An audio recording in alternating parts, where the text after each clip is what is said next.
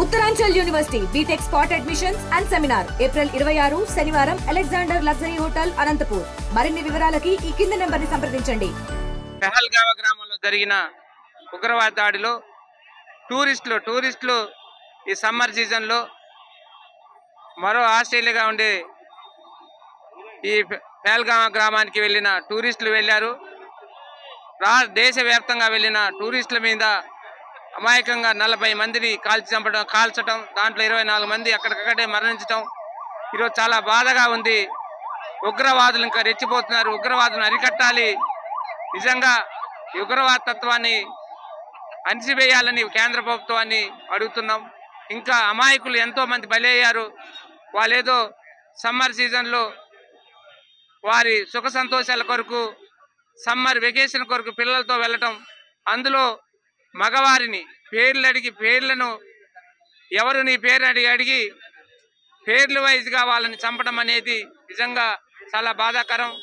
ఈరోజు దేశవ్యాప్తంగా అనేక రాష్ట్రాల్లో అన్ని రాష్ట్రాల్లో ఈరోజు ఉగ్రవాదులపై ఏదైతే ఉగ్రవాదులు దాడులను అణిచివేయాలని ఒక నినాదంతో ఈరోజు మన భద్రాచలం టౌన్లో అనేక పార్టీలకు అతీతంగా యువకులందరూ కూడా ఈరోజు పార్టీలకు అతీతంగా అంబేద్కర్ సెంటర్ నుంచి దానికి గాను నిరసనగా ఈరోజు అంబేద్కర్ సెంటర్ నుంచి బ్రిడ్జి వరకు కొవ్వొత్తులతో ప్రదర్శన చేయడం జరుగుతుంది. దీనికి వచ్చిన పెద్దలందరికీ మరి మీడియా మిత్రులకి ఈ నినాదం కాశ్మీర్ వరకు ఢిల్లీ వరకు వెళ్ళాలి.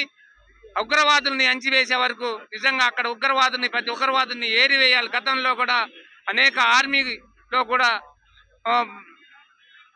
కాశ్మీర్లో జరిగింది. కాశ్మీర్లకు అప్పుడు కూడా మన తెలుగు రాష్ట్రాల్లో ఉన్న చాలా మంది ఆర్మీలో పనిచేస్తున్న ఆర్మీ పీపుల్ కూడా చనిపోవడం జరిగింది.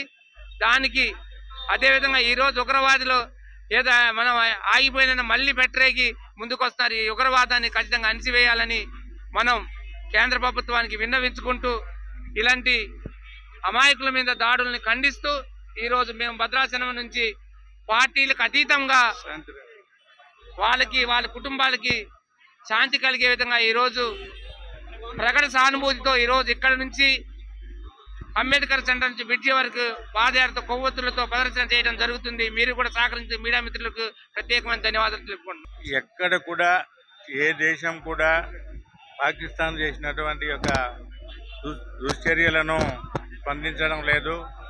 మొత్తం కూడా ముక్త ఘట్టంతో పాకిస్తాన్ చేసినటువంటి ఈ యొక్క దుర్మార్గమైన చర్యను పూర్తిగా ఖండిస్తూ మరి ఇలాంటి చర్యలు రాకుండా కేంద్ర ప్రభుత్వము తక్షణమే చర్యలు తీసుకొని భారతదేశానికి శాంతి వాతావరణాన్ని కల్పించవలసిన బాధ్యత ప్రభుత్వంపై ఉందని తెలియజేస్తూ మీ అందరికీ ప్రత్యేక ధన్యవాదాలు. మరిన్ని వీడియోస్ కోసం ఛానల్ ని సబ్స్క్రైబ్ చేయండి. లేటెస్ట్ అప్డేట్స్ కోసం వాట్సాప్ ఛానల్ ని ఫాలో అవ్వండి. ఆ లింక్ డిస్క్రిప్షన్ లో ఉంది.